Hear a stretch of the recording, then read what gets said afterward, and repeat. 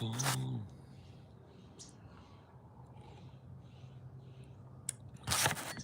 I hit Rodeo, spend like 40 G's. 200 pairs of Gucci socks. I lost all my friends, got a lot of foes, made a lot of M's, made a lot of O's.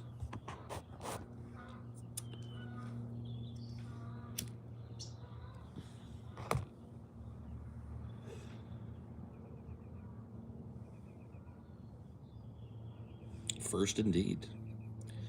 You get 1 internet point today, Odin. Because you were first. First. First. First. First. First.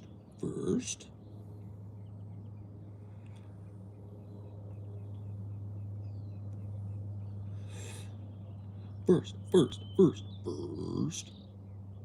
Good morning. Rippy-doo-ah. Rippy-doo-ah.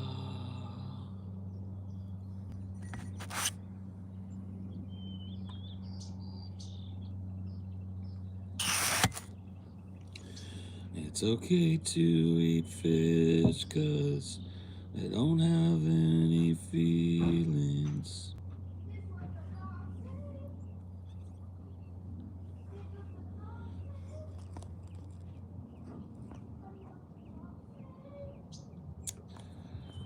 Praise me, the ball. That's right. Praise me.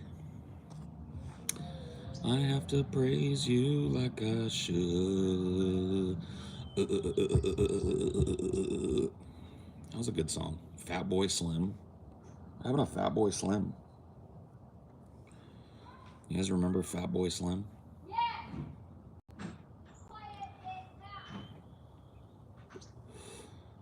I have to praise you like I should. Broke up with my girl today, feeling down. Damn, already, huh? One of them early morning breakups. Early day breakup, huh? I feel like breakups usually happen at night.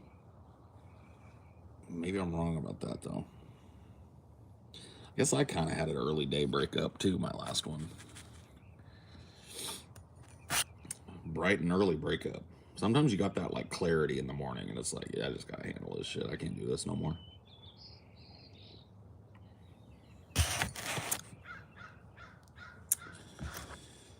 You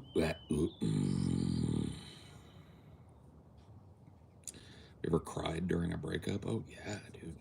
My last breakup, I wept like a fucking baby.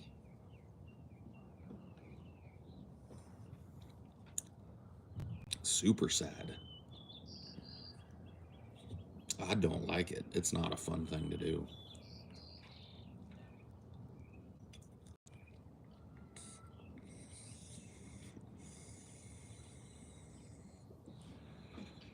Your stream makes it better, so thanks. No problem, buddy.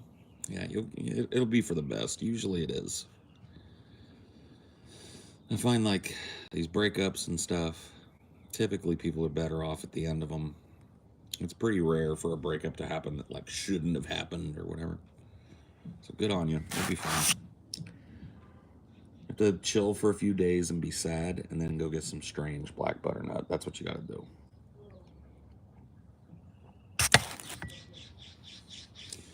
I hate to say it, but a little strange fixes everything.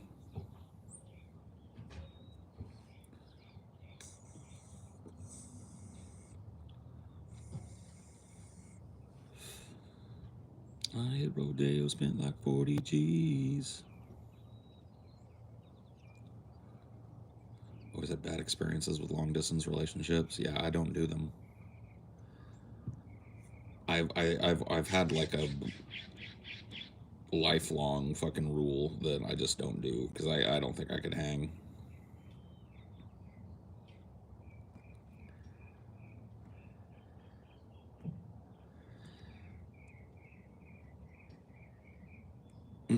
Don't think I could hang with that.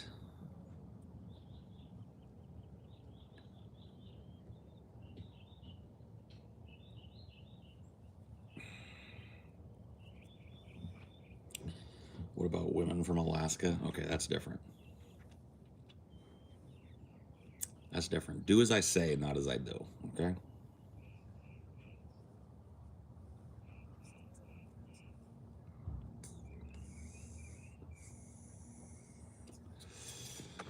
Do as I say, not as I do. You get me sick, I catch the flu. When I sit and I think of you and of the fake love we never had, step inside, make me peel.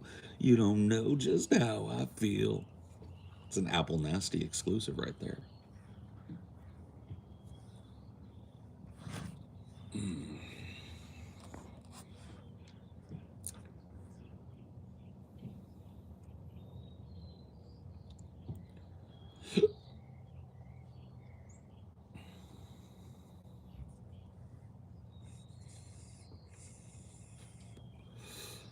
Got to tear down my old computer today, I think. It's time to start working on it. I'm going to tear everything down in there and clean my fucking area spotless. And then I'll see how I feel. If I feel like setting up my new shit today, then I will. If I don't, then that'll be tomorrow.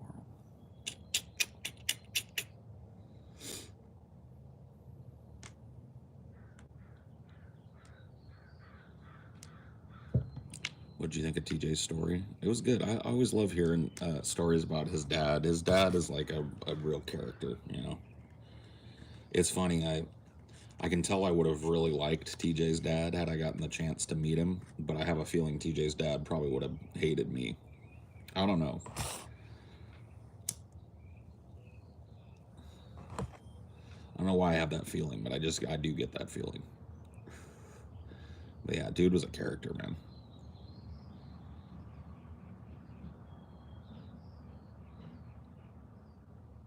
Oh my god, that sky is beautiful. I know. Welcome to Cali. California knows how to party. TJ thinks he's not a good storyteller. Well, that's the thing, is like, even before we were working together, TJ has like been a fan of my storytelling style. Remember, he made a video way back in the day called Storyteller, I think, where he talked about listening to one of my story videos and how he wishes he could tell a story like that and shit. But to be honest with you, like, given his setting aside his personal perception, I think he's a great storyteller. I don't know that he's as practiced as I am at doing it, but that doesn't really matter. He's got like a natural cadence for it and a good like eye for detail, and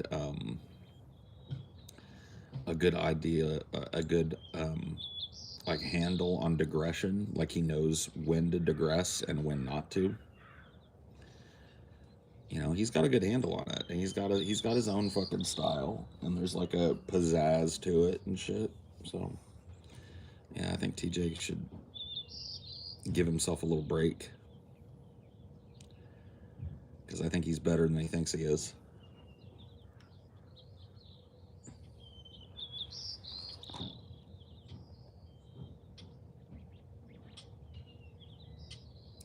I still need to visit California. I'm in Florida right now. Oh yeah, dude. Come on down. Especially in a couple of months when the weather gets a little less brisk. Hit the beach. I'm telling you, man. I share it like it's an open secret, man. If you're from out of state and you want to come to Cali and chill at the beach, stay in SLO. Stay in San Luis Obispo. And go right over the fucking, it's like 20 minutes max to the beach from San Luis.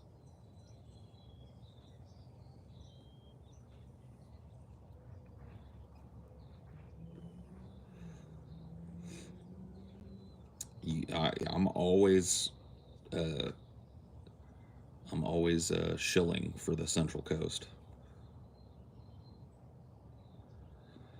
TJ should have loads of interesting stories from his life. He does. He tells them all the time. That's the thing, is like, I think what TJ doesn't do is tell a story for like on call, or for like a segment. Like, I don't think TJ is like maybe as practiced as like summon a story. But he tells them all the time. Like, he and Scotty are constantly reminiscing about their dad, their childhood, their brotherhood together.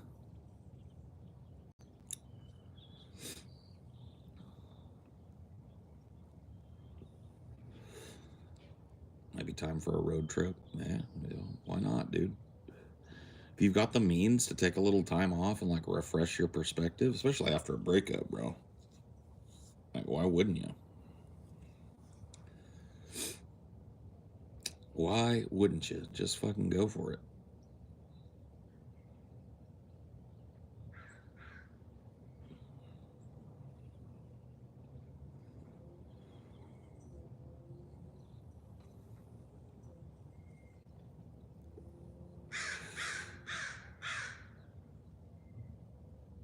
Raven, please. Did you hear that? Quoth the raven. Yeah, exactly, Raven. Yeah, thanks, Uncle Paul. Yeah, I'm not trying to little bro you. I'm just saying. I know getting out of town has worked for me. Always wanted to go to Cali. After I get my teaching certificate, I plan on teaching there. Cool.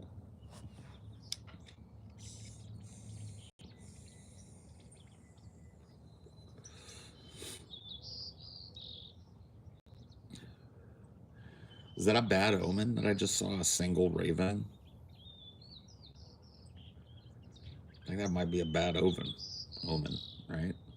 God damn you, Raven. Is the Raven your friend? I have not made friends with him. I don't see him around here very often. I think he's transient. I don't hear ravens very often. There are a little colony of butterbutts that chill here in migration for a few months in the spring, and they're here now. They're geese that live in a lake that's nearby. Get geese. But I don't get a raven. There's a mated pair of mourning doves that nest around here somewhere. I hear them all the time, but I have not heard that raven, so I think he's just passing through. He's just here to deliver a bad omen.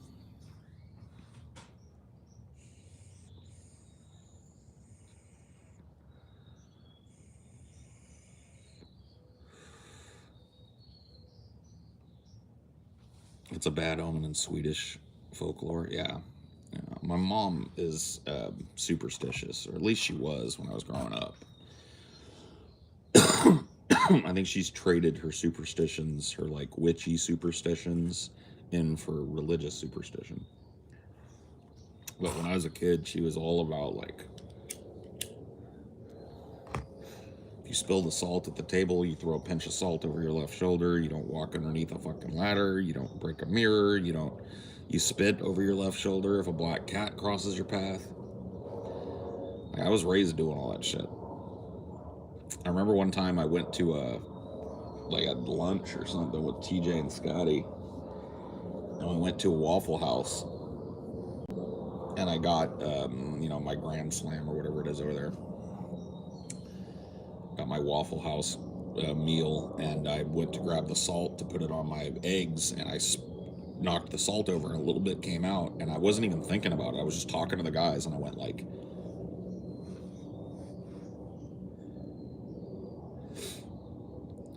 and they looked at me like I was a fucking alien. They were like, "What did you just do?" And I was like, "Oh."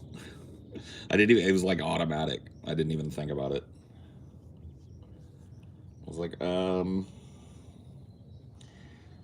so if you don't throw some salt over your left shoulder after you spill it, it's bad luck. And they were like, what?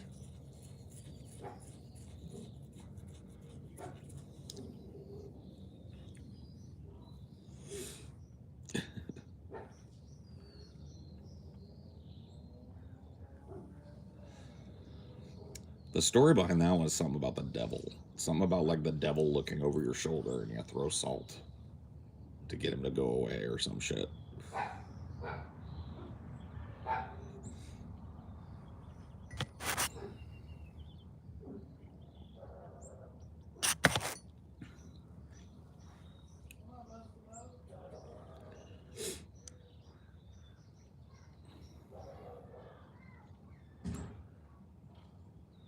I'd be confused too, I'm not gonna lie, but I think it's cool. Yeah, they were pretty fascinated by it.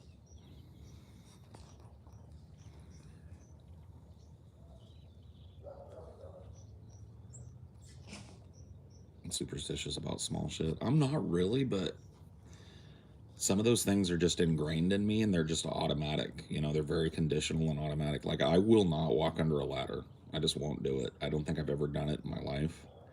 You know, you're talking about like a ladder that's propped up against the side of a wall and you go underneath it. I just won't do it. Break week contento. Let's go. Let's go.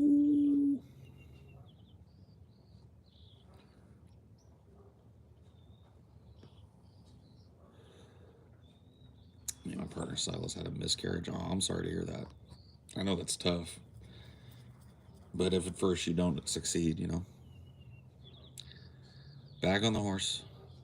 That sucks though, Phoebes. I'm sorry to hear that. That's terrible.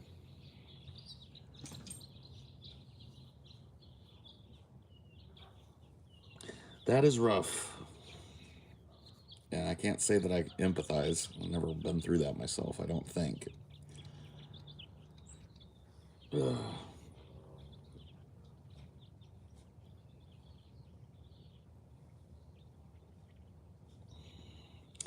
She used to shopping at the mall. You had breakfast yet? Nope. I don't really do breakfast. Like, I'll have a smoothie sometimes, um, but yeah, I don't always do it.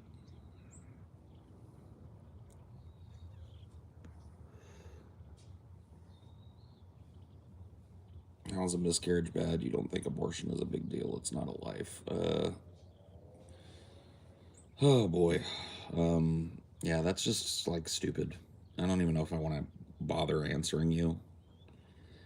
Like, people are emotionally invested in the idea of having a baby when they get pregnant, and when that pregnancy ends, and that baby does not come to full fruition, people get very sad about it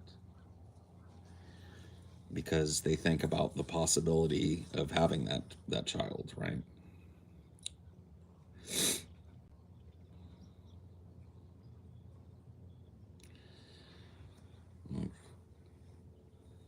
I don't know if you were just trolling or if you're one of these people that actually like thinks that's a valid question or whatever to ask to a leftist. But there's your answer, dipshit.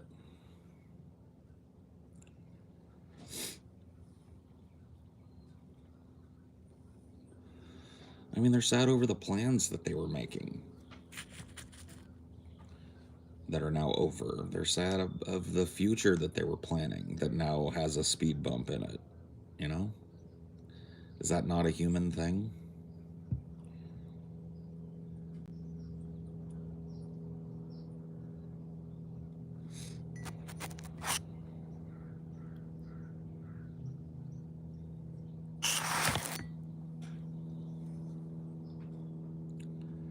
It sucks.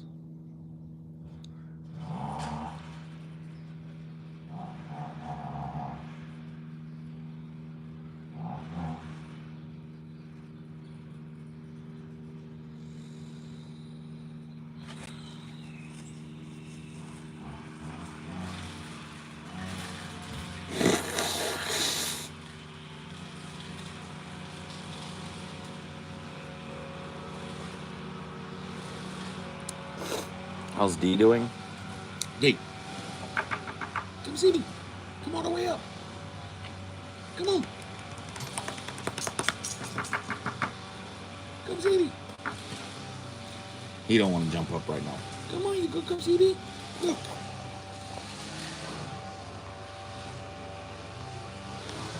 That's all you want to show? Come here. Come see me. That's all you get of Dinor today.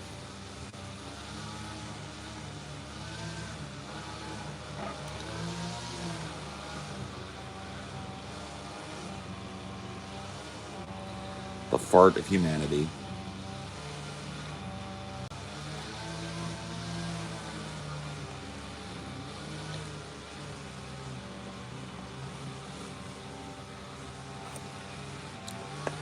Hopefully the fart of humanity will not last all day.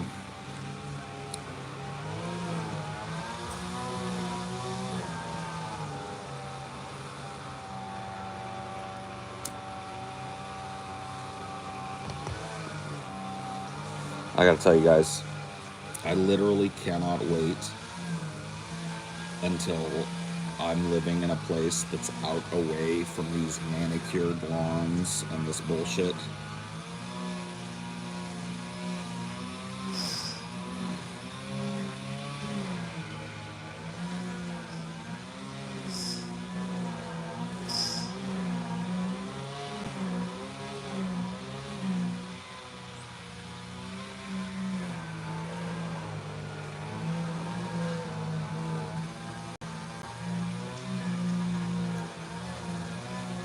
If there was like one day where everybody agreed, like, hey, Thursday is lawn day, and that was the day that this happened all day, I'd be fine with it too.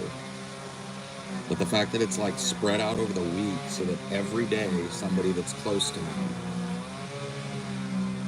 is running one of these fucking lawn ass things, it's like, how are you supposed to chill in your backyard in the morning and have a cup of coffee?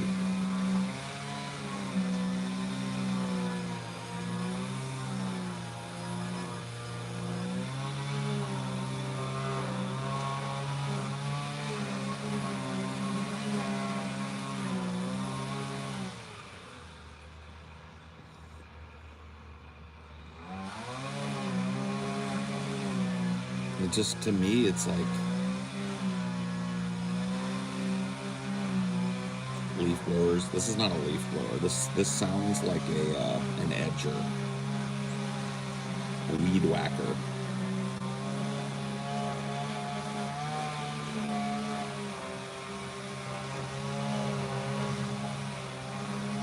What do you and Amelia do for fun on a regular basis? We're both gamers, so we play games. We watch movies and shows together and discuss them. And we like to travel by the seat of our pants. Like, book a hotel somewhere but not plan what we're going to do.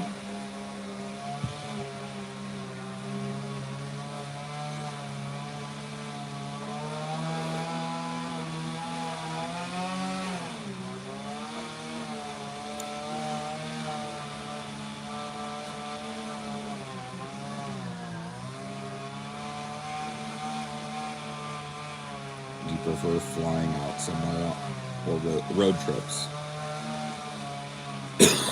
I won't be flying for a while. I've made my mind up.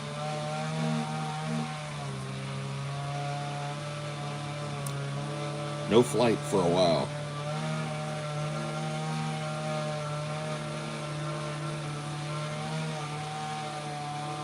John Wick Chapter 5, eliminate all lawn workers, yes. Yeah, the planes are literally falling apart in midair. I'm not doing it. I'm not buying this, like, flying is actually statistically safer than driving shit. No. I don't buy it anymore. I don't believe it anymore, to be honest with you.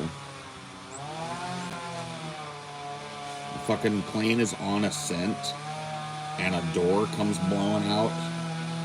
Parts are falling off of these planes, landing in people's backyards. Nope. Not gonna do it. I want them to ground the entirety of Boeing's fleet, pending a federal FAA inspection of every fucking plane. And I want a full public document showing the problems with these planes. What kind of maintenance problems were there? What kind of weight distribution problems were there? What kind of parts were worn out and in need of replacement but being ignored? What kind of things were assembled shoddily and the bolts were loose? Full FAA investigation of the entirety of the Boeing fleet before I get on another fucking Boeing plane or plan a flight anywhere. The fact that that hasn't happened already while these planes are falling apart in midair and there's all these fucking, like, tower problems where they're bumping into each other on the runway and shit. No, I ain't getting on one of those fucking things with a bunch of jackasses that are overworked and underpaid running it and flying me 30,000 feet up through the air. Nope. I will not do it. And you know what? Furthermore, I'm standing on this too. The level of comfort that I can attain on a plane has plummeted over the course of the last 10, 15 years to the point where I'm not doing it. I'm not a giant 600-pound live fat dude. I don't need 2 chairs.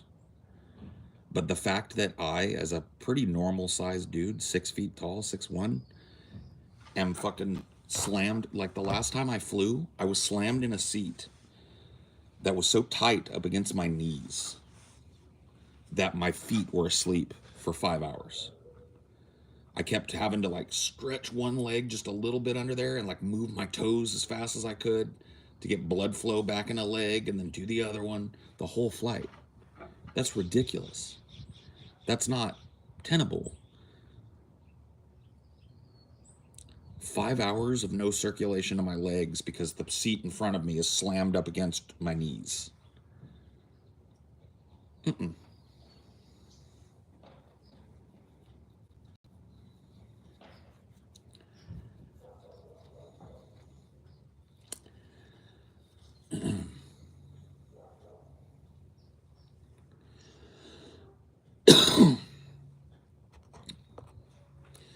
It's gotten untenable. It's unsafe, and I feel like a fucking cow going to the slaughterhouse when they pack me into one of these things. The airport has become just a giant spasmodic fucking anxiety inducer. Everybody's just like, nobody's making eye contact. Everybody's breathing heavy and angry and sweaty and waiting for their plane and pissed off because their plane got fucking delayed, or pissed off because they're like boarding group E or whatever. There's nothing about it that's the least bit justifying the $600 I'm paying. They want me to pop my wallet open and give them $600 to take a long flight somewhere. And for that, I expect a minimum fucking standard of safety and comfort on that plane. And if they ain't providing it, I ain't using their service. There are roads in this country. If I gotta get somewhere, my ass can drive. Is it gonna suck? Yeah. Am I gonna spend a lot of money on gas and a lot of time on some fucking shitty ass roads? Yup. Am I gonna feel better about the whole arrangement than I would paying $600 to be treated like a fucking cow on a plane? Yup. I ain't doing it. I mean, I guess one way to mitigate it would be to like look for a flight that's an Airbus instead of a Boeing. Yeah, I mean, I could do that if I absolutely had to. I'm not flying Boeing. Airbus has passed its safety shit and doesn't have its planes falling apart. And from what I understand, they're not as cramped. Well, that's what like people that actually work at Boeing do is they look for Airbuses. That's what I'm doing. If I have to. But if I don't have to, I'm driving.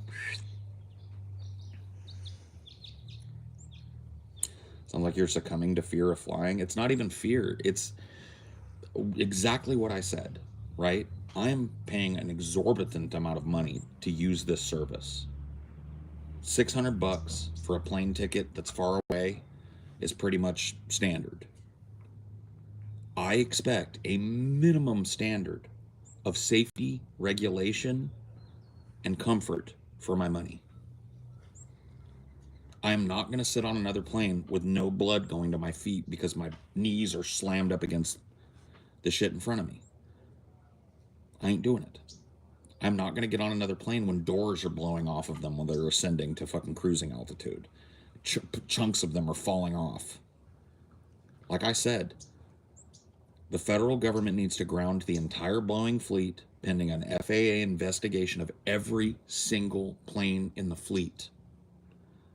And I want a full public accounting in that FAA investigation of what was wrong with these planes, what was not being maintained properly, who was overworked, what little things were going by the wayside, what little bolts were not tightened all the way down at the factory. I want to know everything. Like, these are people at Boeing that work on the planes that are like, I ain't flying Boeing. That's it. They did like a secret thing where a guy took a fucking secret camera into the Boeing factory and asked people, "Would you fly your family on Boeing?" And like none of them said yes. And the one guy that said yes is like, but I kind of got a death wish though. Mm-hmm. Yeah, there was one dude that was like, "Yeah, I'd do it, but I don't really care if I live or die." So every other dude was like, "Nope, I fly Airbus. I would not put one of my families on these things. It's fucked up around here." It's like, yeah, Pete Buttigieg is the transportation secretary. He could order an FAA investigation of every fucking Boeing plane for safety. But he's over there sitting on Or his at the very hands. least, the models that are more recent. I don't even want the models, though. Boeing, I don't trust Boeing, Yeah. period. Every plane. I want to know what's wrong with every one of these models. What was loose? What was missing? What was not being maintained? How understaffed are they?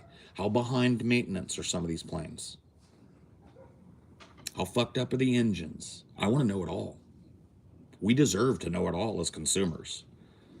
You're trusting this company to put you in a fucking vacuum sealed tube flying through the air at 900 miles an hour at 30,000 feet, where if something goes wrong, you're going to free fall for 5 minutes. No thanks.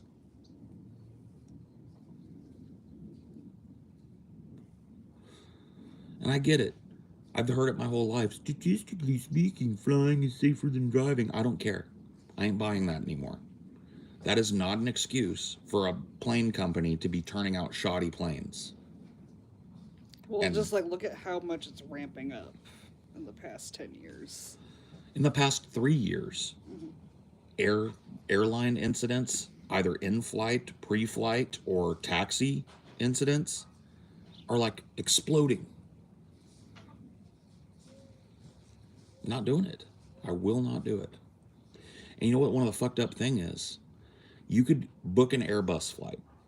So I could do that. I could make sure that the flight I'm on is Airbus. Show up at the airport, get through security, find out at the gate that my flight has been moved to another gate and I'm getting on a Boeing.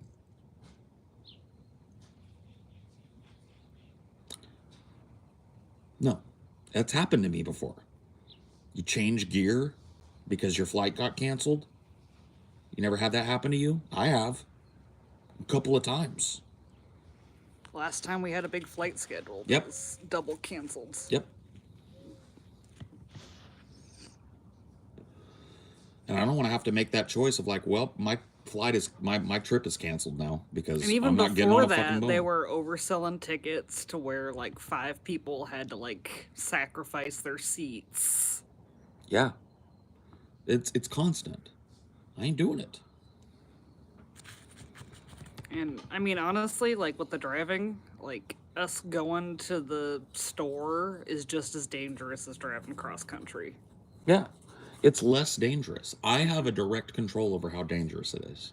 Because, yeah, I can't control what everybody else on the road is doing. That's what makes it dangerous. But I can control how defensively I drive. Mm-hmm. So if something happens up ahead of me, I'm not ass riding. Yeah. So I don't get piled in. I have time to brake my car and come to a stop. Somebody's fucking tooling around, I can drop back and let them go out ahead of me and be reckless.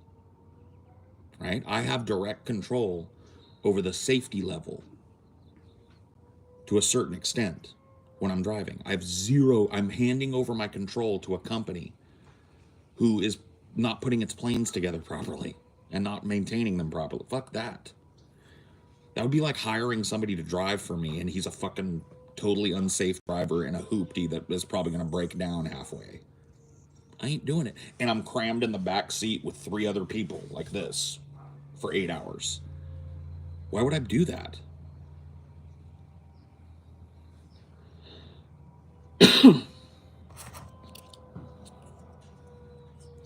Shows up in a hoopty with like one of those tires that's wobbling on the back. And he's like, come on, get on it, pile in the back. Scooch over, make a few inches. We got another passenger or 2. And they cram me in with these people that hate me. And we're just like wobbling down the road, listening to this engine skip. I mean, they could requisition, like, could Do you think they could do like eminent domain over like all the private jets that are out there? What do you mean? Like the government forcibly purchases a bunch of private jets and makes them commercial? I don't think so. I think what has needed to happen for a long time is that the transportation industry needs to be completely federalized. It needs to be like, well, Boeing, you can continue making these planes, but now you're under federal observation, and you make them to our specifications and safety standards, and we maintain them. That should have happened 30 fucking years ago. Same thing with the trains. Fuck these like Amtrak, different train companies and shit. Federalize the train system, federalize public transportation and air transportation utterly to ensure a minimum standard of safety and profitability versus comfort. That's it. That's it. Pull about half the rows out of these planes and take it back to 1990s level of fucking packed. And give these planes the overhaul that they clearly need. A lot of these planes were built in the fucking 70s and they're falling apart in the air. They need to be maintained. They need an overhaul. They need to be taken out of service for long enough to fucking completely replace all the parts that have worn out, all the bolts that have loosened up, all the seals that have broken or gotten rotten. The engine needs to be fucking disassembled partially and oiled and greased and maintained utterly. What do you think of those bullet trains in China? I think that there are a lot of countries, first world countries, that are like light years ahead of us. Well, part of it is lobbying by the airlines to not invest in high-speed Yeah. rail because they know that that's a direct competitor to Yeah, them. airlines know that people will pay for a fucking, $150 puddle jumper ticket to go 200 miles. But if there's a bullet train that can get them there in 45 minutes longer, they're going to take that. And it's cheaper and safer, they're going to take it. And so these airline companies lobby heavily to get, like here in California, it happened. It wasn't just the airline companies here in Cali, but they were in the process. I've got it here near me. You can see it. Building these massive elevated bullet train tracks. And there was supposed to be a bullet train from the Bay Area to San Diego. Pretty much 3/4 of the state accessible by bullet train. And it's now just sitting there rotten with graffiti all over it.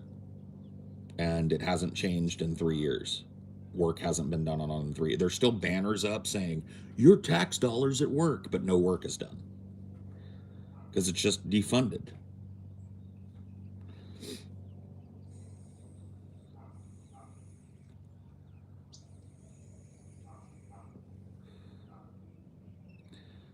Yeah, Japan created their high-speed rail system in the 60s and 70s, and they've had it since, and they've been constantly upgrading it since. So you can, on the main island of Japan, you can get from the north of the island all the way to the south of the island in like an hour and 10 minutes, max. And that includes like loading time and startup time and all that shit. Traverse the entire island in an hour. And they've had it since the 70s. There's no excuse. There's just no excuse.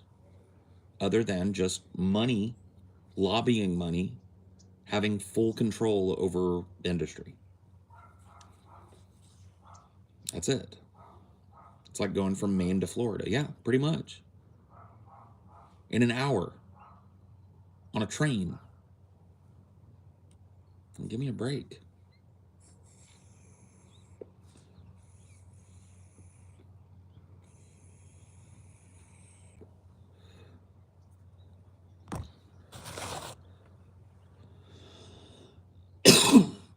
I just ain't doing it, man. I refuse. It's a safety concern. It's a budgetary concern. I consider if I was to like fly back east for a meetup right now, it'd cost me and Amelia $600. Probably be $1,000 for both of us to do it. And I would pay $1,000 for me and Amelia to be treated like fucking second-class citizens at the airport for hours. Delays, bullshit, sitting in the taxi for fucking ever because the tower has gotten behind or whatever. Right, we're going to go through that. I'm going to be so crammed in from the start that even before we take off, my feet are asleep. And we're going to be in the air for 6 hours, bumping around on a plane that who the fuck knows if it's maintained properly. That ain't worth $1,000 to me. Take all the safety out of it. When I pay $1,000 for something, I expect something usable and functional in return. I'm sorry, that's a lot of fucking money. That's not chicken scratch to me. That's an appreciable amount of money to me. And when I pay it, I expect a minimum return on my purchase. I don't need to be treated like a sultan for $1,000 or some shit. But I need to have like enough room so my feet can have blood in them. I need to have reasonable assurance that this plane has been looked at and maintained properly. So if something does go wrong, it's just the luck of the draw. It's not because somebody fucked up and nobody caught it. You see? I expect that for my $1,000. And if I can't get that, I ain't paying my $1,000. I'd rather pay $1,200 on gas and hotels and take a week and just do a leisure drive. Take my little fucking rig with me and podcast from the hotel rooms. That's what I'll be doing. Take my little pets with me too.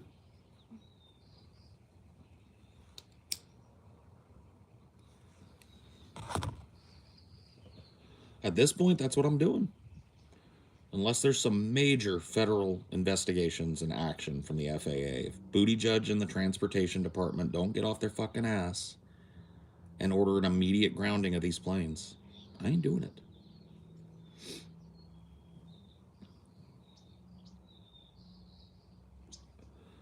That's it.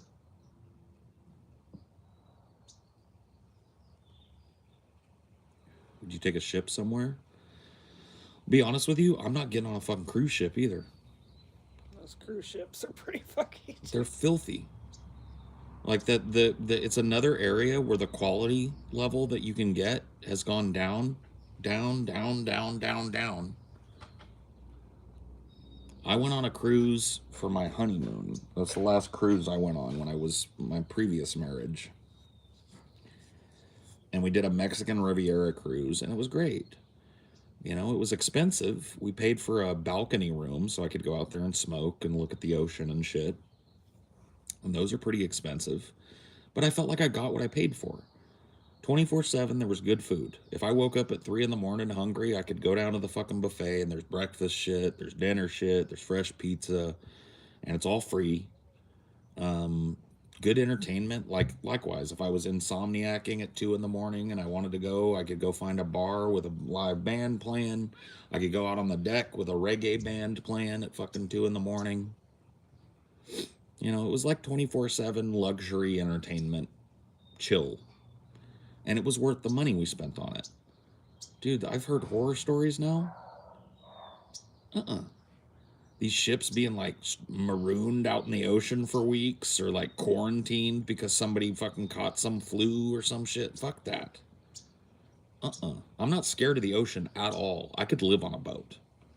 I've got, like, you heard of the term sea legs? I've got natural sea legs. I do not get motion sick. I do not get seasick. I adapt almost immediately to being on a boat, even when on choppy seas. I could live on a boat. I'm not afraid of the ocean. I'm afraid of being trapped on a fucking boat festering in the middle of the ocean with no way to get home for a week. Or paying a bunch of money and then the food is shitty. Because I've heard that like the food quality has dropped. The selection of shit that you can get 24/7 is down to nothing almost. Like, fuck that. They've just cut costs and packed these boats with more people, by the way. Well, like, we have this awful system where it's like you need constant growth or you're dead. Yeah. You can't just be happy with. And so these companies fake growth by, instead of growing, they cut costs and they call that growth. Oh, let's fire half of our fucking maintenance workers, and that'll save us $6 million a quarter. but it just makes everything unsafe.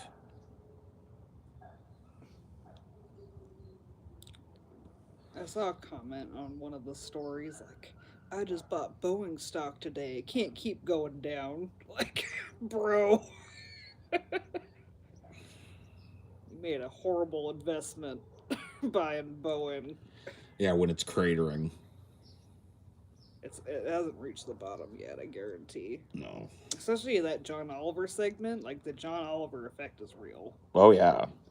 No, it got people fucking right. It made me pissed off. It was ultimately the reason that I went from like, man, I really won't fly unless I absolutely have to fuck it, I ain't doing it until they fix this. Like that was the catalyst for me. You should watch that episode. It's fucking insane. It's unconscionable. It's on. It's all on YouTube. Yep. The John Oliver Boeing show. It's like 30-minute fucking rant about Boeing and how bad it's always been, but how really unconscionably bad it is right now.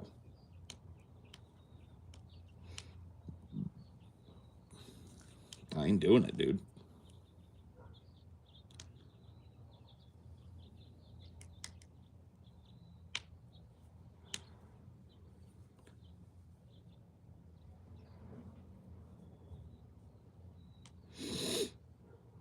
Thanks for the tip. What tip?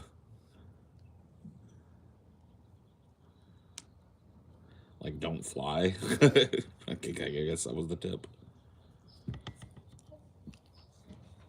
If you're investing in Boeing, you'd have to wait until this reaches the bottom. Oh.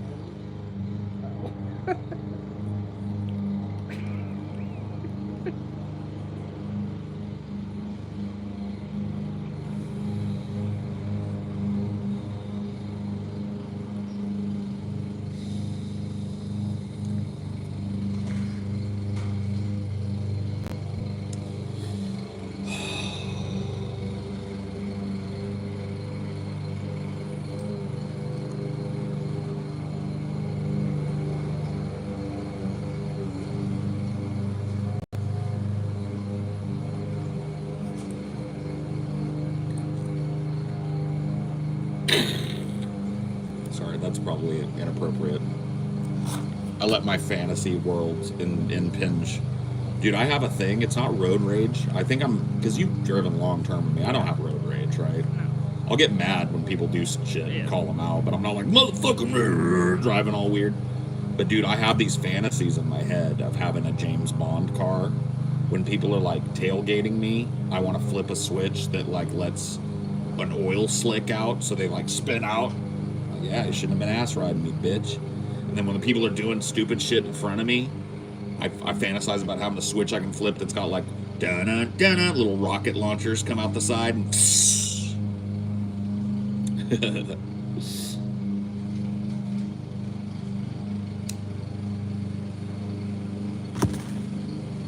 Sometimes I just fantasize about being in a Bond car just because. Because it's cool, you know. Throw a red shell, yeah. Throw a banana peel out the back. Engage my bullet bill and just like knock everybody off the road.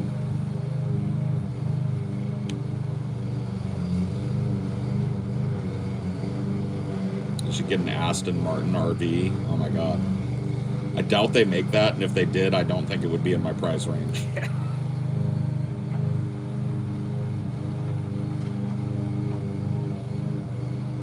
I want John Oliver to just do a raffle for that fucking tour bus that he got, Clarence Thomas. Yeah. You'd pay for some raffle tickets for that shit. I would.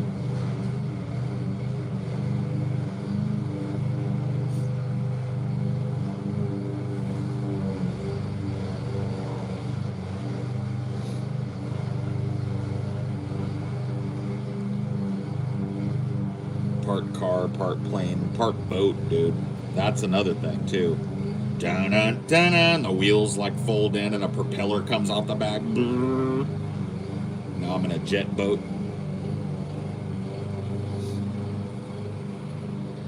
that song, I have to trigger it. Like, whenever I flip a switch, it has to play really loud inside and outside of the car. Da-da-da-da! It's got to play the Bond sound.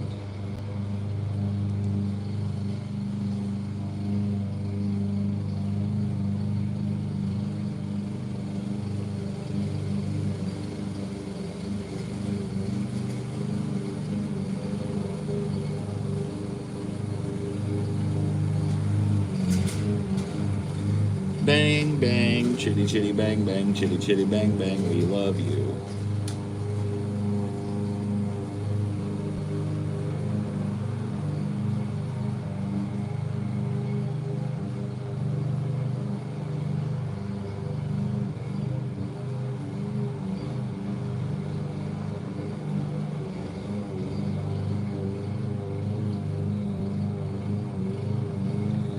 I'm getting... I'm letting myself get salty about this fucking lawnmower shit. My mind is just cooking right now.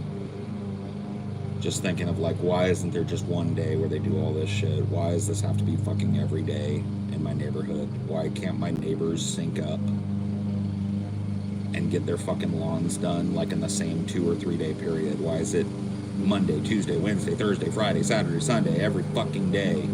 In the morning, too, when I'm trying to chill and wake up and enjoy this beautiful weather and the birds and the breeze and the sky.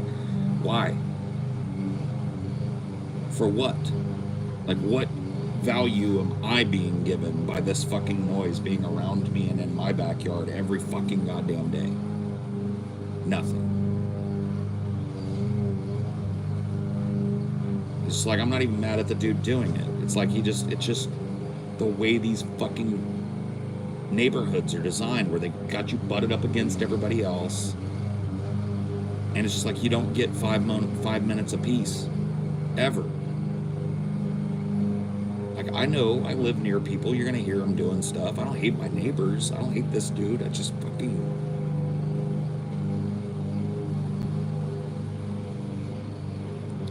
It just drives me nuts, man. I feel like I pay a lot of money to live in this fucking house. And, like, I just want some peace in the fucking mornings. I just want some peace. I just want to sit back here and talk and chill and listen to the birds for a couple of hours a day. That's all I want, man. And it's just like this drone of this unnecessary shit is just constantly in my ears. Pops out of nowhere, just interrupts everything I'm doing and everything I'm feeling.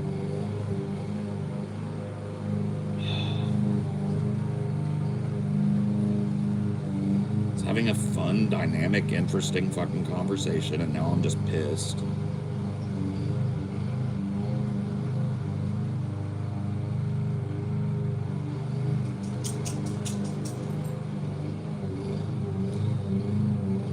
Like living next to a mill or a workshop. Yeah, but in the middle of a suburban neighborhood where it's supposed to be like quiet and peaceful. But because we all have to have these silly little manicured Bermuda grass lawns that require mowing every fucking day to look right. Yeah, you ain't kidding, TJ. It's killed my whole vibe, man, and it's every day. If it wasn't every day, I'd just be like, oh, that's annoying, but whatever, I'll put up with it. But it's every fucking time I do this, dude. Every day. Every day. No matter what time I come out here. It'll be the afternoon it's happening. It'll be the fucking morning it's happening. It'll happen back here after this. I looked it up. A train to and from NYC would be about $1,100 for the both of us. Yeah, an Amtrak. Yeah. And how many days? Like 2 on the road. Oh, really? Like, or maybe it's 3. It's like, Oh, that's shorter than I thought. I thought it would be like 4 or 5 days on the train. Yeah. If it's only 2 or 3 days and it's $1,100, the only thing we'd have to figure out is these. We'd have to board them. They wouldn't allow. We have to us either, bring them. yeah, we're not going to bring them, but we would have to either board them or get somebody to come here and house sit that we train or that we trust. Yeah. Like, I would trust AA probably. Yeah. I would trust. Oh, maybe my sister Yep. and my little niece. They could come stay here. I'll leave her some weed. As part of her payment, I'll leave her a nice selection of pre-rolls or whatever. I would trust her to just let them in and out and feed them. Yeah. You know? Let's see, it said 70 hours. The only thing I worry about is cricket darting Yeah. out. If we're having somebody, we would definitely have to like let people know, like, you gotta, if you're gonna come in and out, make sure you look around, because cricket Or is you sneaky. put him away if you're gonna. You can put him away too, yeah. Just lure him into the room and shut him up in there.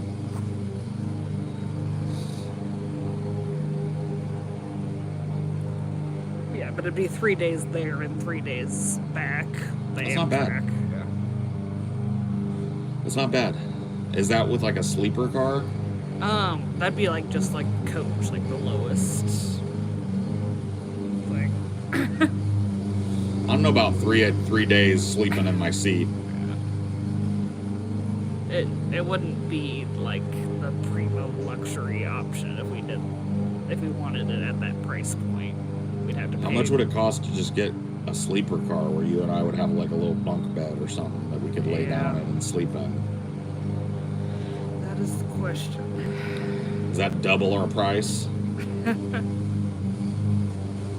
So it's only like a couple $100 more a piece. That's worth it to me. But if it's like $800 or $900 more a piece, that's crazy. I would rather just drive and fucking, because we could probably drive it in 3 days. Yeah. If I just hammered it 12 hours on the road, fucking spend the night at the hotel, get up the next day, do it again, we'd be mostly there in 3, maybe 4 days.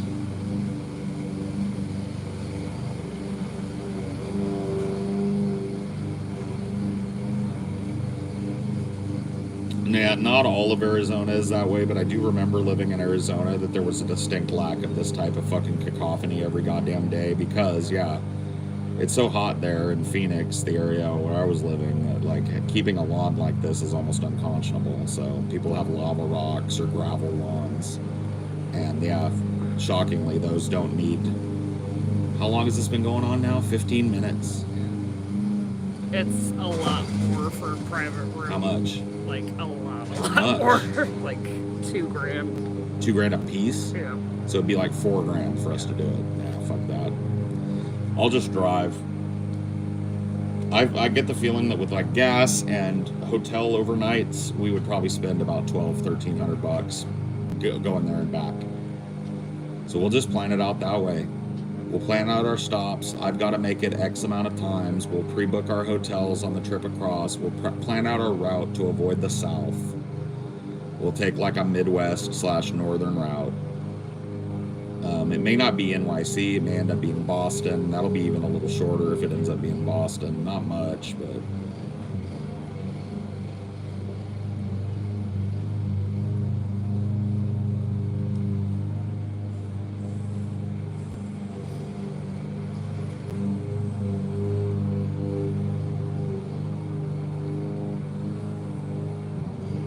Yeah, $2,000 a piece. That's Quadruple the coach. That's crazy. So what do they expect you to do in coach? You literally just sleep in your chair? So.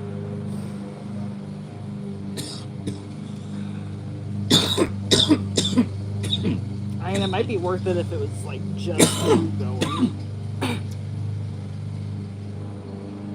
It wouldn't even be worth it then. $2,000?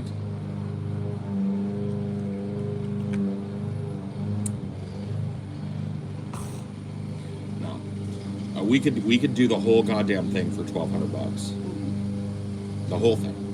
Driving, Motel 6, eating on the road, the whole fucking thing, $1,200 out the door. And then if we make a little money at the thing, it offsets, you know.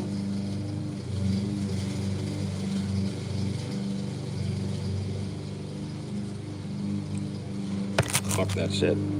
Ain't doing it.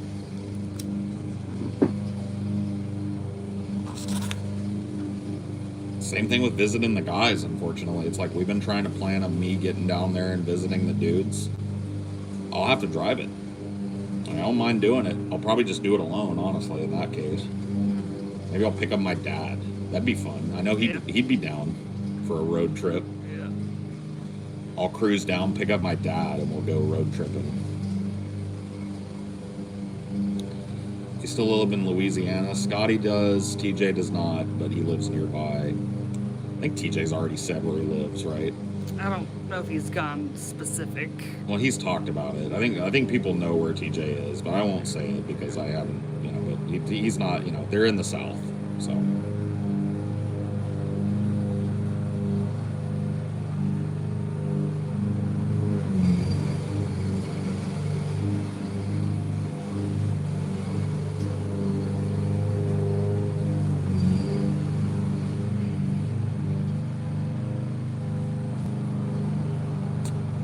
Yeah, it would be about as long to drive. Let's see.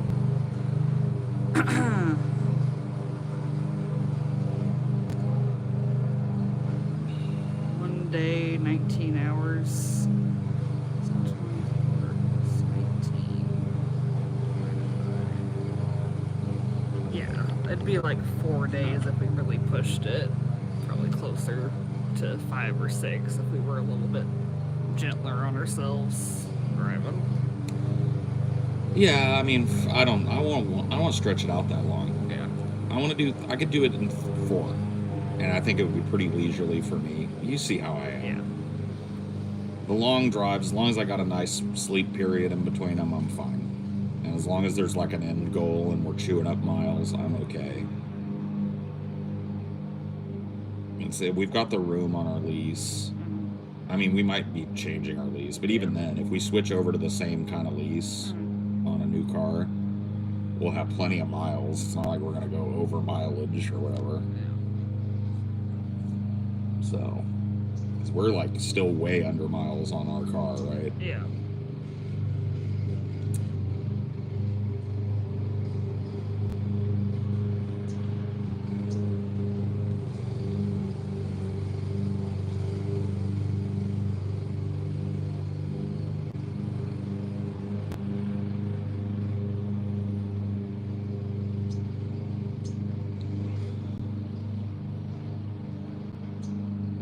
We do this crazy thing called taking turns driving. I'm just saying, it has nothing to do with you. Yeah. You're a good driver. It's just I've always been that way. I can't relax when other people are driving. I have to be the one. I'm a control freak.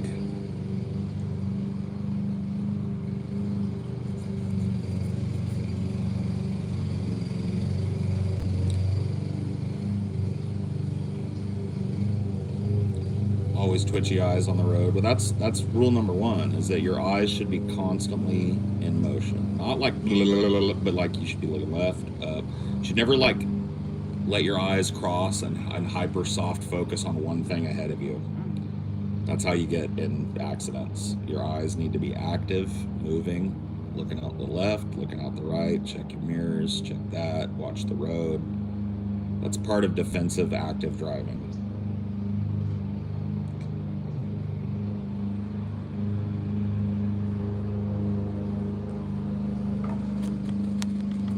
Make a road trip documentary. No. Maybe, I don't know. Yep, keep your head on a swivel. Keep yourself alert. If you feel yourself getting drowsy, mitigate in the best way that you can. Pull off, stretch your legs, do a couple jumping jacks, get you a coffee. And if that doesn't help, pull off and sleep. A couple hours of fucking snoozing in the car will refresh you enough to get on to where you're going to be staying for the night. So it's better to lose 2 hours of driving time than to lose your life on the road. It may seem simple to some people, but it is the truth. But I'm usually pretty good. I'm a very high intensity, focused kind of driver. But I settle into a cruise mode, you know. Has your dad said any more about doing a stream with you? No, he has not brought it up organically. I don't know if I'd want to do it. I just wouldn't want anybody being mean to the old man. And I know that there would be people calling him a chud and calling him a retard, and he doesn't deserve. You know, I don't want to have to see that because, you know, he's a nice old man, honestly, and he's not trying to fucking hear that shit. He's not an internet person. Like, he's not from the internet. He's a tech guy and he knows the internet, but I just wouldn't. I don't know. It sucks. I trust most of you guys, but they're just people that know that it would get to me. It's the same reason why I've never had my mom on. She talked about maybe coming on, you know, and talking. And I think it would be interesting? Hell yeah. I think like a political conversation between me and my dad would be really interesting for you guys to sit and listen to. But ultimately, I just wouldn't want him to get shit. And it's really easy for him to get shit, not just here, but outside of here because I'm a junior. So we share a name. So people know his name, his full name and shit. I just don't want him fucked with, you know. Pre-recorded? No. Because it's the same thing. People do it in the comments. Maybe like pre-recorded with the comment section like on approval. I could do that maybe, but I would just be afraid that people would find his little like personal social media accounts and start spamming hateful shit at him or whatever.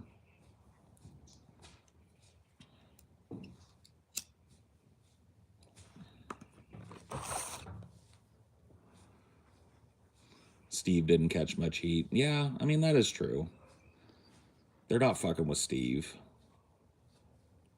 So maybe I'm just a little overprotective, but I tend to be that way from experience. You know, my last relationship, she was pretty involved in my streaming life in terms of being like on cam a lot and had her own kind of presence in that environment as well. And it was pretty hard for me to see people saying ugly, mean things about her. I think it bothered me way more than it bothered her. She was born on the internet, so she was from that, you know, and I am too, but to a certain extent, it just hurts my feelings to see people I love talk shit about. And even Amelia with her limited fucking involvement, she's hardly ever on cam, and she just joins me for my ideologies and pops in and we talk. Even then, I'll see mean things about her for no reason. Like people that just don't even know her say the meanest shit. And it's like who are you?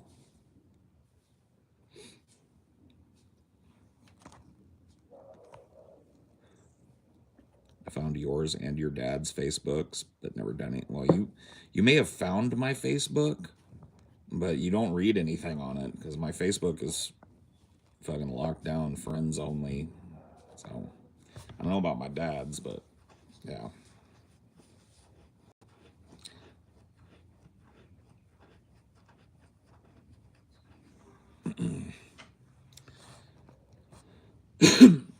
Well, you know, like early on with Amelia, we talked and I kind of like, we came to a decision that she wasn't going to be a heavy on screen, constant kind of presence in everything that I do.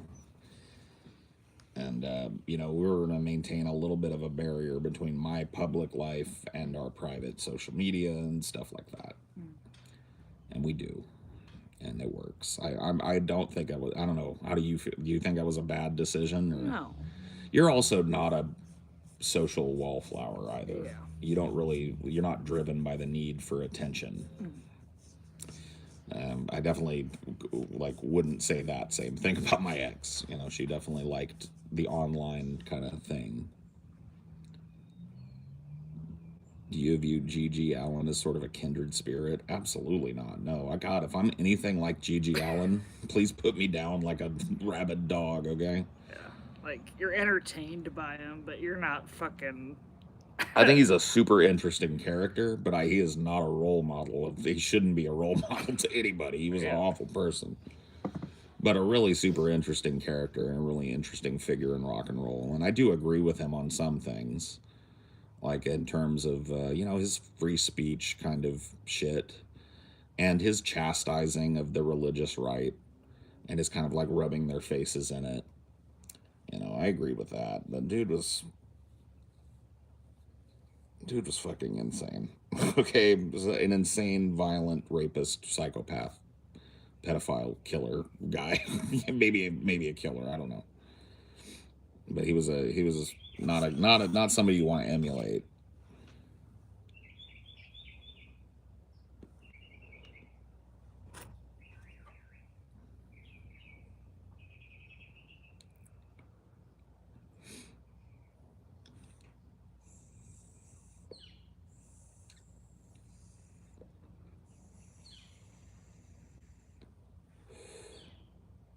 I haven't listened to his music, but I heard it's not good. It's not for everybody. It's like crust punk. It's like very got kind of like a real lo-fi tinge to it, and it's very fast and aggressive and repetitive and lyrically pretty simple. Like my favorite Gigi Allen song is "Die When You Die," and it's literally just a song about how all the awful ways that you should go die, basically.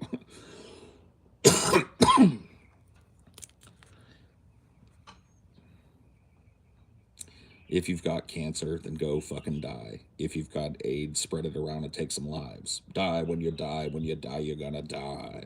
You know, it's just like a total edgy, teenage, simplistic punk song. So, I don't listen to it for its technical proficiency. I listen to it because I think it's just absurd that it exists. And I like outsider music as well.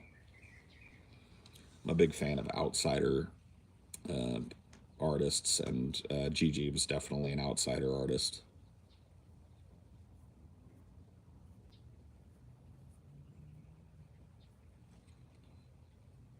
His music is terrible. Okay, yeah, sure. He would say that though.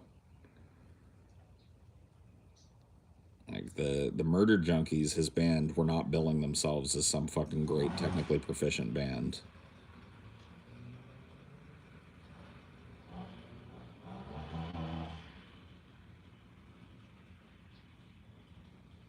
What more even needs done?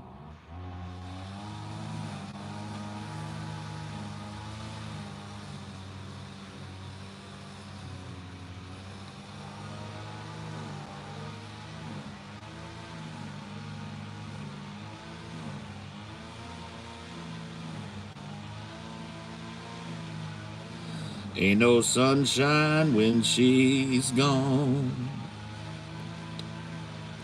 It's not warm when she's away. Ain't no sunshine when she's gone, and she's always gone too long. Anytime she goes away.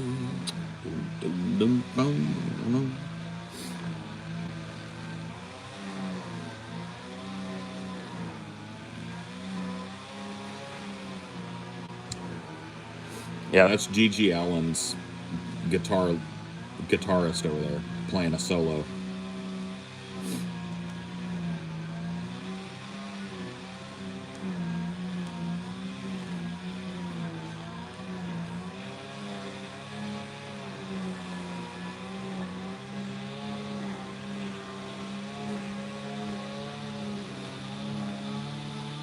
Anthony Fantano's favorite tune. Your new shit sucks. I feel like Anthony Fantano saying, I was broke last year, I can't go back there.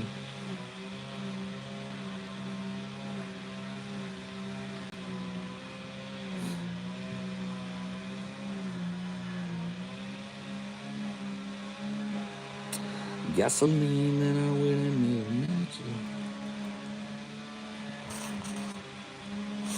Did a great show last night. Thanks. Yeah, I had fun. What flavor is this vape? I honestly don't know. It just tastes kind of fruity.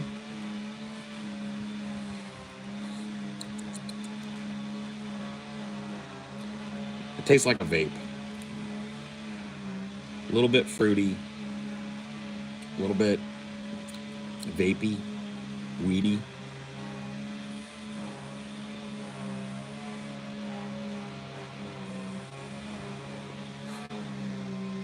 Die when you die, when you die, you're gonna die.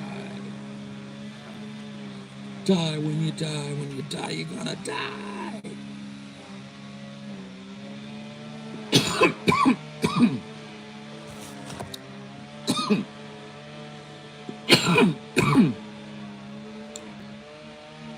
He's also got a song called Bite It, You Scum that I kind of like listening to every once in a blue moon.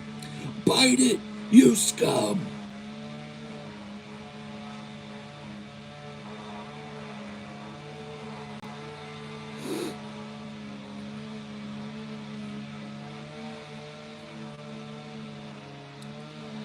Bite it, you scum. His brother Merle Allen is still alive and actually did a long form interview with Soft White Underbelly recently. Like, when I say recently, I mean like late last year. That's really good. Really interesting guy. Merle Allen is his name. He's got like crazy mutton chops. That's his thing. And he dyes, he's got the long mutton chops, and then he dyes his goatee and mustache like blood red. Merle is super smart, super well spoken, and has some great stories about GG and just his life as a punk rocker and all that. I really recommend you go watch that interview. Honestly, I recommend you check out that channel in general. Soft White Underbelly's got some really compelling, interesting interviews with like notable people and just average people that you don't hear from ever. A lot of Skid Row people. Yeah. Prostitutes, drug addicts, people that are on the streets. Really interesting stuff. People that live in parts of the country that people just don't go. I feel like, yeah, like with the sex workers especially, it's a perspective that doesn't get a lot of attention. Like people kind of focus on like the ones that are doing well, like the OnlyFans girls, and not people that are like on the streets. Yeah, I mean, you can tell that like, and he's just like a really good empathetic interviewer. It's not that he doesn't ask pointed questions, it's that he listens to the full answer. And he's not being overly professional either. No, he's not being overly professional, and he's not being overly probing either. He asks pointed, direct questions, and then he very carefully listens and allows that person to process and answer as truthfully and as completely as they want to. He's really good at not invalidating what people say. Because that is like a way to shut down conversation. If somebody says something about their life or their perspective and maybe you think it's skewed or wrong in some way, if you say that to them in that moment when they're sharing that with you, they're done sharing. Yeah, like there's definitely been some liars in his interviews, but it's not helpful to... No, or some people that are not necessarily lying maliciously, but that just have a fucking fucked up perspective on what happened. Yeah. And he doesn't spend his life correcting them or invalidating how they feel, because that's, like I said, that if you want to shut down a conversation, get somebody to reveal a little of their soul to you and then criticize it and watch how much they talk to you after that. They never will. That little Kelpie pimp guy. I mean, yeah, he's had some characters on there, and some people, people spinning a yarn, but it's a super interesting channel that's about listening and not talking, which is interesting, right? And even the yarns they spin, like, that still tells you something about them. Well, yeah, because you're watching them. He films them in just like this really reductive portraiture. And it's a single shot or two shots, one reductive close-up and one very bland background where they are the hyper-focus. Yeah.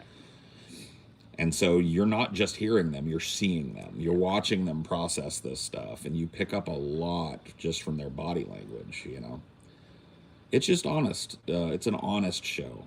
Even if the people he interviews aren't always honest, maybe some of them aren't even really capable of it. What interviewer you're talking about? So the channel is called Soft White Underbelly. His name is Mark something. Leica. Mark Leica? Yeah. Yeah, okay. Amelia put me onto that channel, like, right around when we first got together. I don't watch it super often. I don't either. But I go on a tear every once in a while to check out, and, like, I'll watch one that seems interesting. Yeah. I think now that he's not running a GoFundMe, people will have less incentive to be dishonest. Yeah, I think you're right about that. Because before, like, he'd interview someone, they'd tell a story, and people would, like, donate to the general GoFundMe fund saying, give it to this person. Yeah.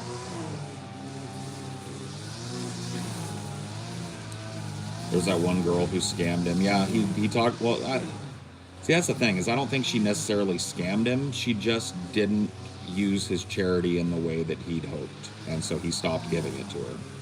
But yeah, there was a girl he had on who was a prostitute. And she's one of his more compelling interviews because of the deep honesty of it. And you could just see her pain. But she was also really strong.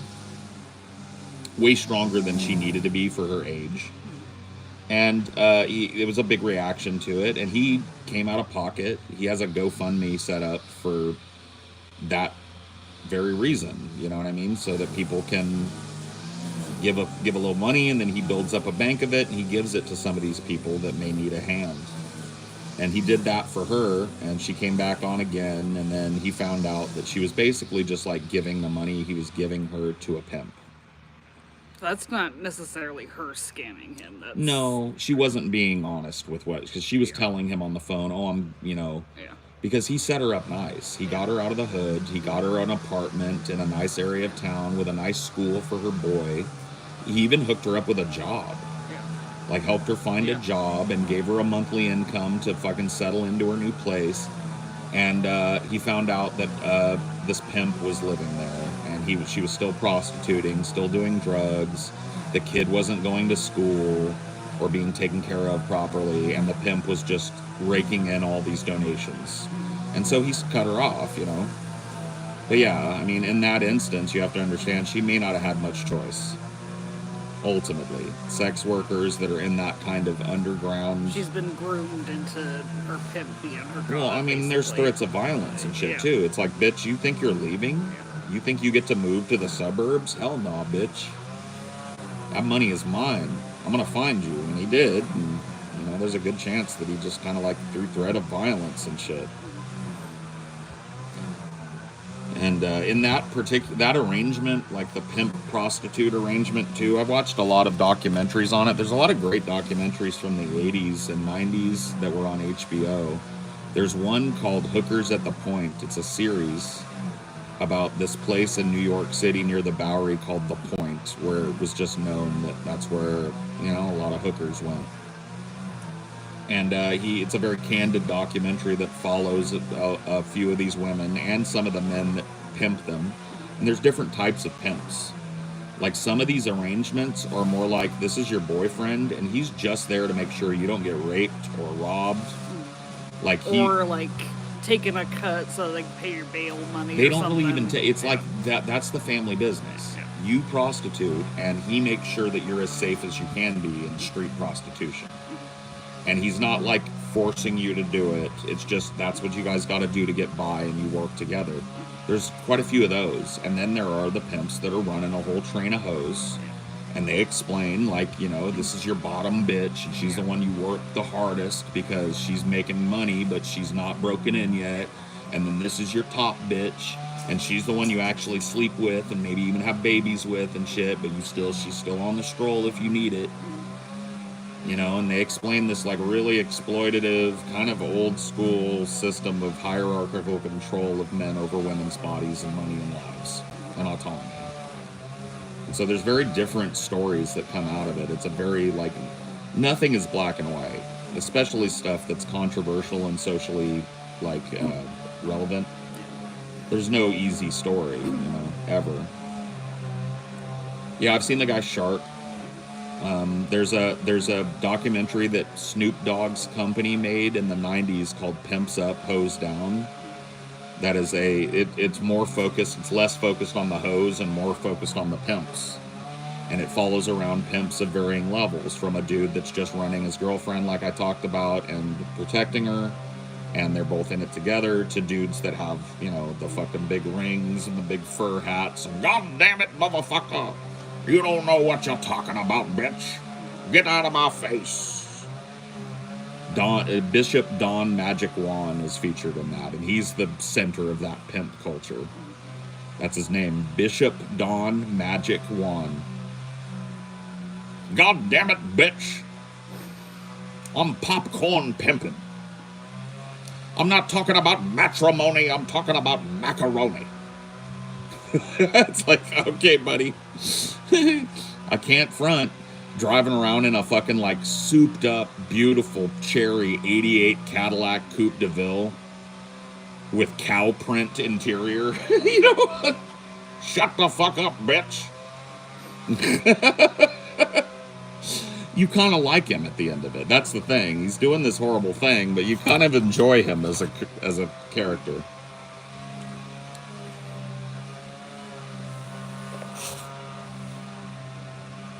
I'm popcorn. That's his thing. I'm popcorn pimping, bitch. I don't even know what that means.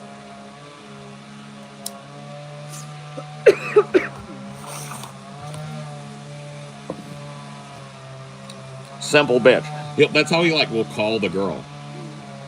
Like he'll be talking and like there's one part of that shit where he's giving an interview and he's got a cigar and he's got a drink and it's down to the little dribble before it's out. And right in the middle of the dude asking him a question, he just cuts the guy off. And he's like, simple bitch. And this woman's like, yes, daddy. I need my drink refreshed. And she just like comes and gets it. And he's like, excuse me, pardon this simple bitch. I told her to wash my drink and she didn't. Continue. So you're just like, what? Is this real? And to a certain extent, it is. I'm popcorn pimping.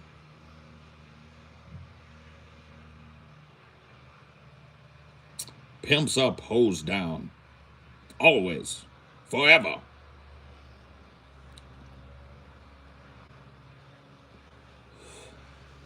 Never let a bitch get on top of you. What?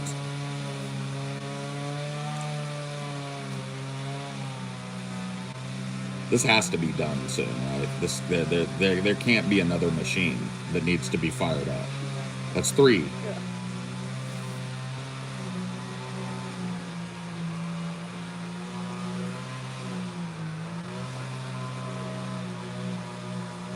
I don't know. I think this is the leaf blower. Yeah, that's a leaf blower. So we've had edger. Gas edger too, so it's nice and loud. Gas mower. And now instead of getting a rake, we've got gas blower. And an hour later, my morning is fucking ruined.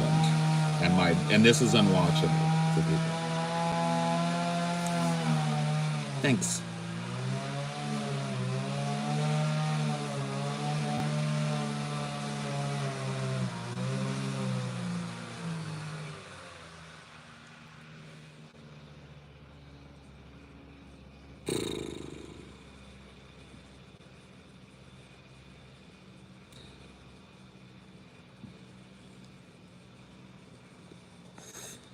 Do you think pimping has this different reputation in pop culture? Other similarly awful crimes don't get you the same treatment as sex trafficking does. What do you think that is? It's because of the stylish and like maverick nature of pimps. So they were looked up to in the community by young people because they were in the hood, but they were driving a 95 Coupe de Ville drop ass with switches and wearing all kinds of jewelry, and they were flashing all this money and respect in the neighborhood. It's the same way that gangsters are looked up to in certain communities, right? These are people that kill each other for a pastime. They're definitely not people you would want your children emulating, but children do emulate them because that's what they see. Those are the people in their community that they see taking power, right? They look around at the people that are just trying to make it and they just see wage cucks. Or the people just barely getting by on food stamps and not doing dirt, and they're just like, man, those people are stupid. Yeah, and those kind of people, like too, like they'll splash out a little bit in the community to keep their reputation up. Oh yeah, gangs will oftentimes be like little community organizations. They'll help with food. They'll provide protection for businesses and shit.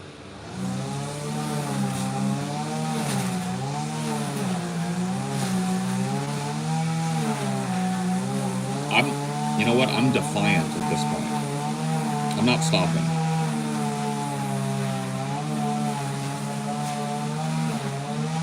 This is like 90 minutes of this now. So this has been an hour and a half straight of this. And that's my fucking morning.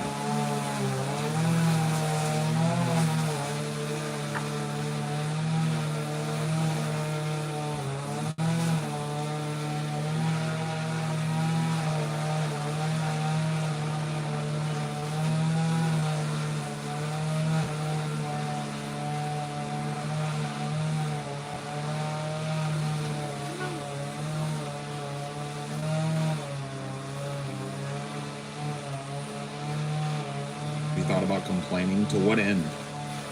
All that would just be a tense confrontation between me and this dude.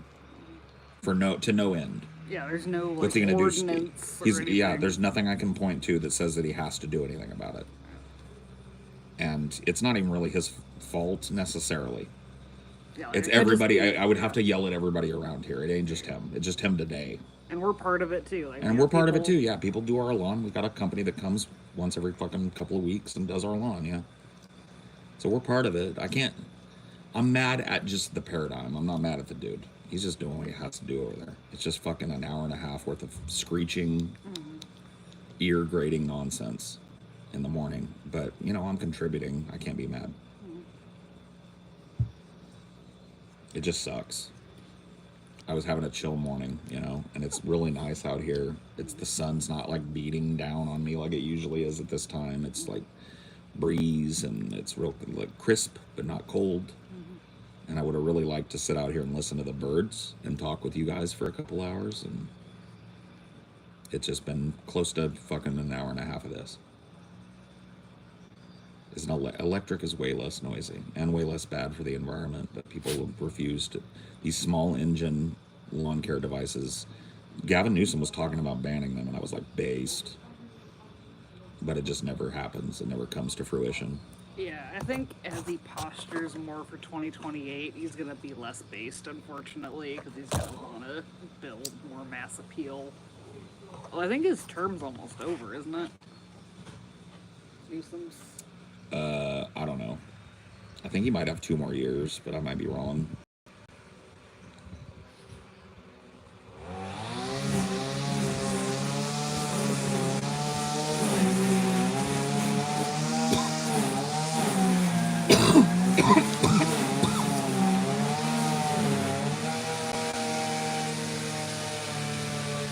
See, I can't even see who's doing it. So I don't even know if that's the owner or if that's just a lawn company. So if I get up and yell at this dude, right, I might just be yelling at a dude who's hired to do it and doesn't give a fuck.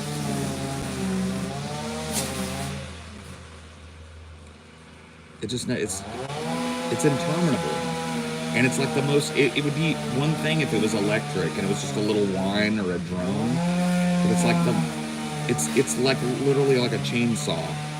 Like, I take it back. This is not a leaf blower now. This is one of those fucking gas trimmers. This is like shaping up some bushes. And then the leaf blower is probably going to come out again to get the trimmings from that. It's just, and it never ends.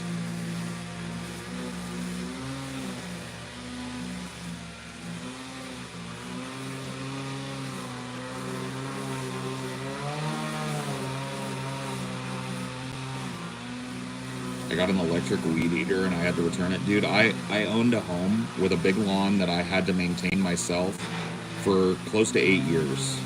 All right? And let me tell you a little something. I had an electric edger. I had a battery-operated mower that I would just plug in that made about a quarter of the noise of this shit. And I was able to maintain a lawn that's way bigger than that lawn over there. Way bigger. With big trees and leaves. I had an electric leaf blower for when the leaves would get bad. And you know what I had? An extension cord. I'd plug it into the socket that was closest to me and I'd do my fucking lawn, and it didn't disrupt everybody around me's fucking day for 2 hours straight. And it got done pretty much just as fast and just as efficiently as everybody else's fucking lawn does. That's retarded. Why did your electric fucking edger quit working after a minute? Was your wall socket faulty? Because that ain't the edger's fault. I used that same edger for like 8 years, and it never failed to edge. The only thing I had to do was replace that fucking little whipper thing when it got worn down.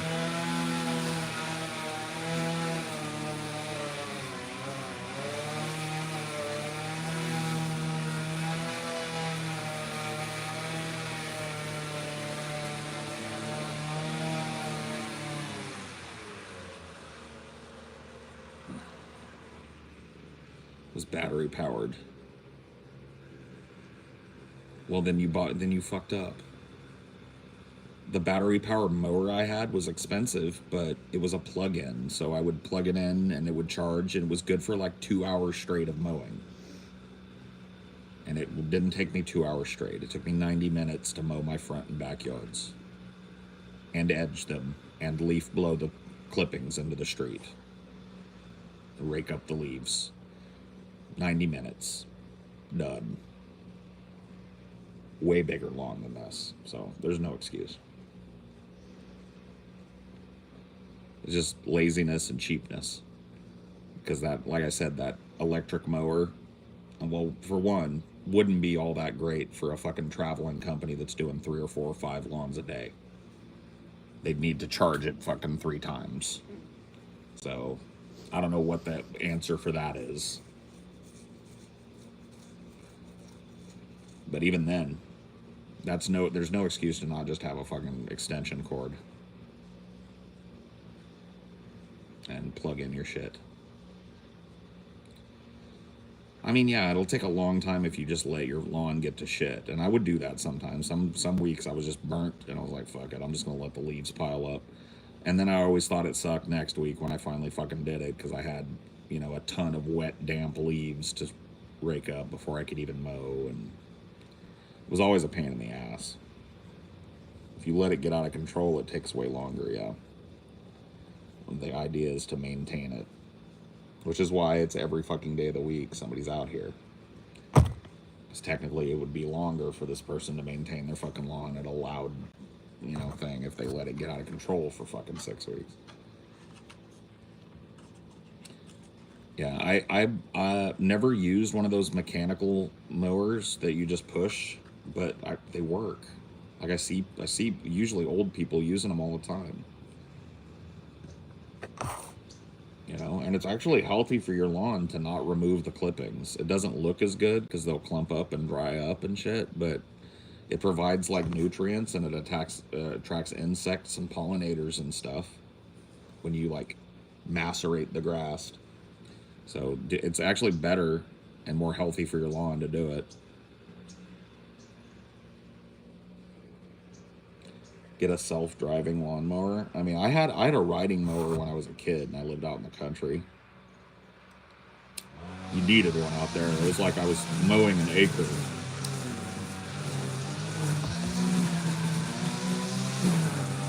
Now the edger's back. This is round 2 with the edger.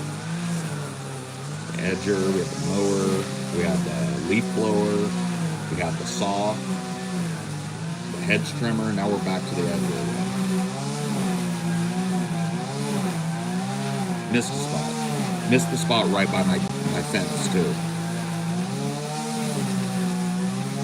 Yeah, that's a weed whacker is what I call an edger. I edge with a weed whacker, which is how you're supposed to do it.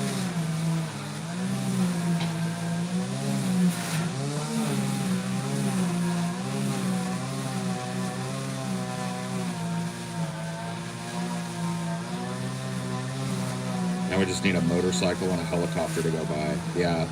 Or like a kid's pool party next door. Needs to crank up. With Kids Bop music playing. And an inflatable house. That'd really make my day. A marching band, yeah. Some dude just setting off firecrackers. Pa! Pa! Pa! And then get in a real public fight too with your significant other or your kid. Let's just get it all. Jets flying over. What a wacky world we live in.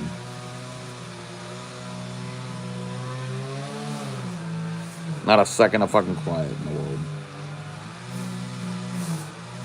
The fart of humanity. We've taken what should be peaceful and quiet and turned it into a goddamn screeching dystopian nightmare. I'm paying out the ass for the privilege too.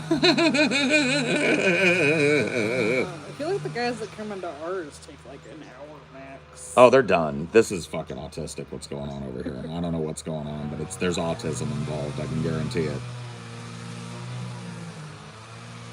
I don't know what the fuck is happening over there. I've never, like, for a lawn that size, I've never heard somebody lay on that gas so hard for so long. 90 straight and go and ticking. Our lawn, like, what our lawn isn't even like probably 200 square feet. No. Is it a jungle back there? Like, is this the first fucking time that it's been mowed in a century? Like, what the fuck?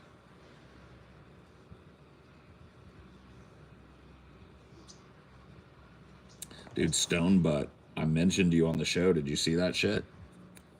I mentioned you on the show last night. You got name dropped, Stone Butt. I need a drink. I'll be right back. Ugh. It's a drink time for me. Is it time for you to go in, Dave? Are you getting on? You tired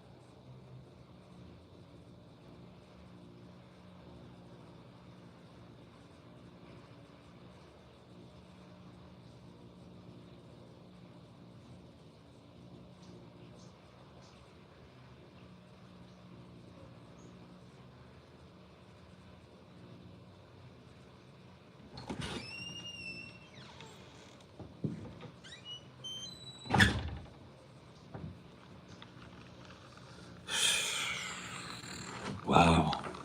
Here's my moment of zen. He's doing the front yard now. It's only a distant drone.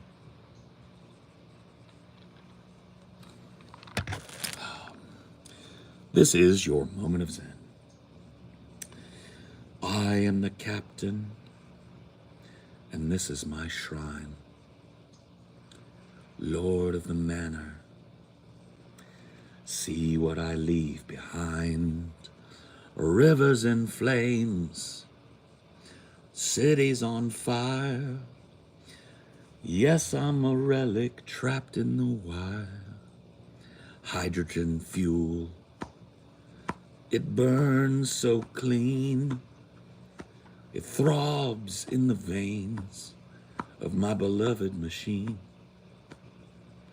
She is my wife, her mechanical heart, constantly serving till death do us part. Oh, industry, whatever will become of me? Doom, doom.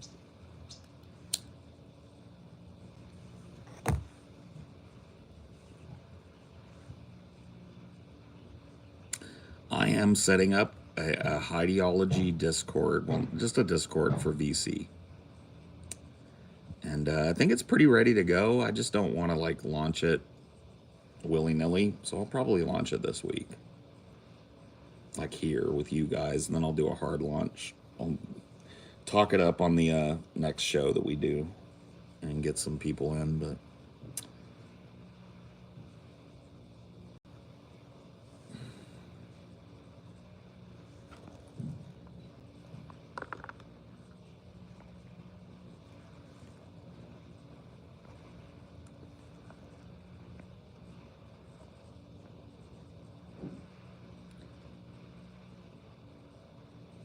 yes, I saw Napoleon. I thought it was okay. The battle scenes were great, but the movie dragged ass and was a little not what I expected. And I feel like it was almost kind of like a lazy performance from Joaquin. I feel like he didn't try very hard.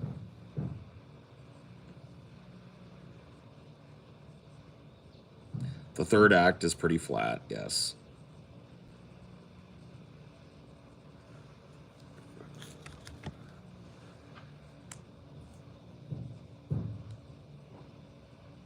Oh, he joined VC in his Discord, huh? She is my wife, her mechanical heart, constantly serving till death do us part.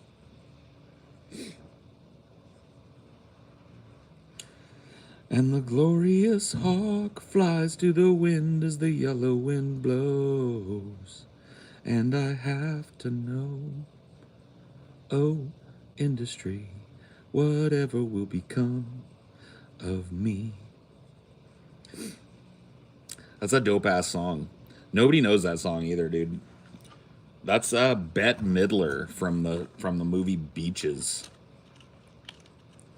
She plays a musical theater person in that, and that's just like a thing. One of the things she does. It's like a little musical interlude in the movie where it's showing what she does for a job, and it's fucking great, man. That song and its lyrics have lived rent free in my head for fucking since I was a baby, dude. Since I was a kid. That movie's actually okay. It's a little bit of a chick flick. Beaches is the name of the movie. But yeah, that movie lives rent free in my head. It's a great movie, and that song specifically is like, boom. Just such a neat song.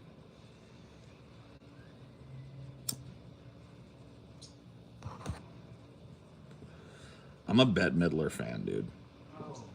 I know it's kind of a meme, but Bette Midler's pretty fucking dope. I'm a fan of her music. There's another great song in there called Auto Titsling, about the inventor of the brazier.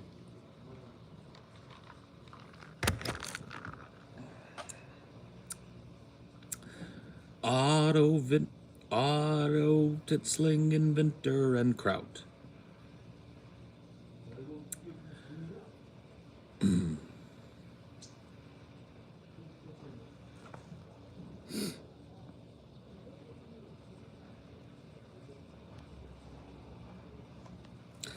Do you buy a titsling or do you buy a brazier? It's a good song. That movie does have the song The Rose, Bette Midler's version of The Rose, yes.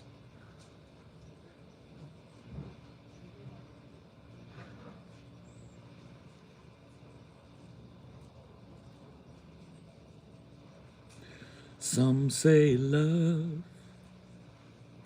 it is a river that moves your heart to bleed.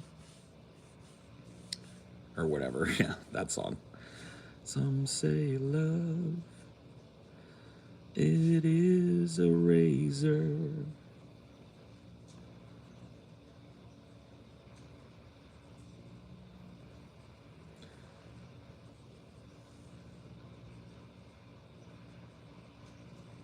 Family Guy did a good version of it, yeah.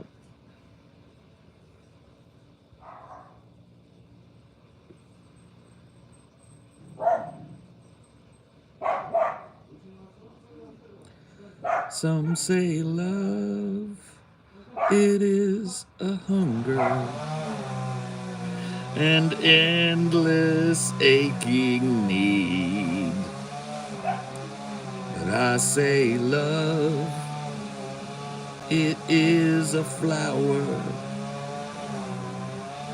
and you, its only seed.